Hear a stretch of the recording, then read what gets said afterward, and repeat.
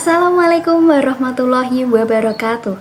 Selamat siang Bapak Yusuf Istanto SHMH dan teman-teman semua. Perkenalkan, saya Naili Sarifatul Izah dengan NIM 2022-2162. Pada kesempatan kali ini, saya akan memaparkan sebuah studi kasus dengan tema pidana anak. Studi kasus ini akan membahas bagaimana anak sebagai korban.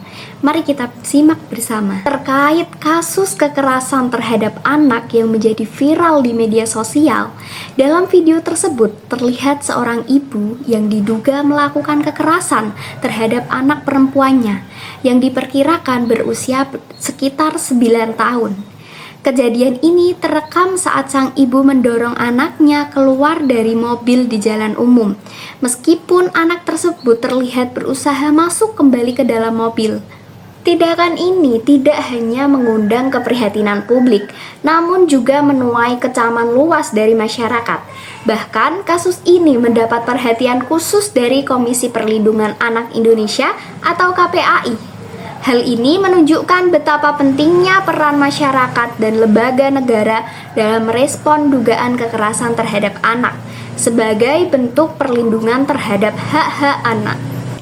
Selanjutnya, kita akan membahas siapa saja pihak yang terlibat dalam kasus kekerasan terhadap anak ini. Pertama, tentu saja pelaku yang diduga merupakan ibu kandung dari korban, yaitu seorang perempuan yang terekam melakukan tindakan kekerasan. Korbannya adalah seorang anaknya sendiri yang masih berusia sekitar 9 tahun. Kemudian, pihak aparat penegak hukum yaitu Kepolisian Resor Kota Malang langsung turun tangan untuk melakukan penyidikan atas kasus ini. Selain itu, ada juga peran penting dari masyarakat, terutama saksi yang merekam video kejadian dan warga sekitar lokasi yang ikut membantu menyebarluaskan informasi ini sehingga menjadi perhatian publik. Tak kalah penting, Komisi Perlindungan Anak Indonesia atau KPAI juga terlibat aktif. Mereka memberikan tanggapan resmi serta melakukan koordinasi dengan pihak kepolisian dan unit cybercrime Mabes Polri untuk menindaklanjuti kasus ini secara hukum dan perlindungan anak. Membahas mengenai cara penyelesaian kasus kekerasan terhadap anak, langkah pertama yang harus dilakukan adalah mengidentifikasi pelaku dan korban, serta lokasi kejadian. Polisi atau penyidik akan melakukan pemeriksaan awal untuk mengetahui siapa saja yang terlibat dan memastikan bahwa korban benar-benar mengalami kekerasan. Langkah kedua, kasus kekerasan pada anak dapat dilaporkan ke pihak kepolisian atau ke KPAI. Jika kekerasan terjadi dalam bentuk video atau bukti digital, penting untuk memastikan keaslian dan konteks video tersebut sebelum melapor. Identifikasi pengunggah video juga diperlukan agar proses hukum dapat berjalan sesuai fakta yang ada. Langkah ketiga, jika terbukti terjadi kekerasan, si pelaku atau si ibu kandung ini dapat dikenakan sanksi pidana sesuai dengan Undang-Undang Perlindungan Anak.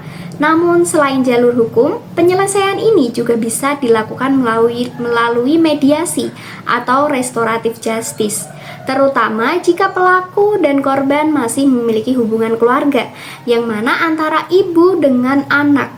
Pendekatan ini bertujuan untuk menjaga hubungan baik dan mencegah trauma berkepanjangan pada anak. Dengan demikian, penyelesaian kasus kekerasan terhadap anak tidak hanya menekankan pada penegakan hukum, tetapi juga mengedepankan perlindungan dan pemulihan psikologis bagi korban, serta upaya mediasi jika memungkinkan. Membahas mengenai pentingnya pendampingan psikologis bagi anak korban, anak-anak yang menjadi korban suatu insiden baik kekerasan maupun kejadian traumatis lainnya sangat membutuhkan konseling psikologis. Konseling ini bertujuan untuk membantu mereka mengatasi potensi trauma, rasa takut, atau bahkan depresi yang mungkin akan muncul akibat peristiwa tersebut. Pendampingan psikologis tidak hanya bagi anak saja, namun juga dapat melibatkan keluarga. Keterlibatan keluarga ini sangat penting dalam proses pemulihan karena dapat memperbaiki dinamika pengasuhan serta lingkungan yang lebih suportif bagi anak. Pentingnya edukasi dan pendampingan bagi orang tua dalam mendidik anak. Orang tua, khususnya yang pernah melakukan tindakan kekerasan, sangat perlu diberikan pelatihan atau konseling mengenai pola asuh yang positif atau yang dikenal dengan istilah positive parenting. Tujuan dari pelatihan ini adalah untuk mencegah terjadinya kekerasan dalam proses mendisiplinkan anak. Dengan demikian, kemampuan komunikasi dan pengelolaan emosi orang tua akan meningkat, sehingga pola asuh yang diterapkan menjadi lebih sehat dan harmonis. Sebagai penutup, mari kita ingat bahwa anak adalah amanah dan masa depan bangsa yang harus kita lindungi dengan sepenuh hati. Kekerasan dari orang tua bukan hanya meninggalkan luka fisik, tetapi juga trauma psikologis yang mendalam yang dapat memengaruhi perkembangan dan masa depan anak. Terima kasih atas perhatian dan partisipasi semua. Wassalamualaikum warahmatullahi wabarakatuh.